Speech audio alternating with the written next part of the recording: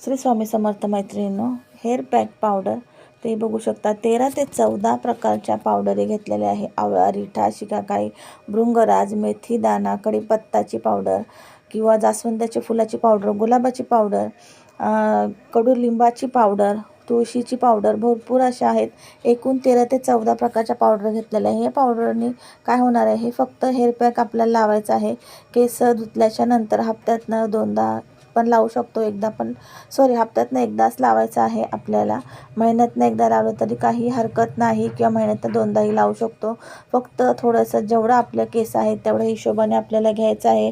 1 चम्मच 2 चम्मच फक्त मुळांना लावायचं आहे, खाली शेंड्यांना वगैरे पूर्ण केसांना लावायचं नाही। दह्यात मिक्स करून, दही पाणी मिक्स करून आपल्याला अर्धा तासासाठी लावून ठेवायचं आहे आणि थंड पाण्याने केस धुवून घ्यायचे आहे। याचे रिझल्ट खूप छान आहे।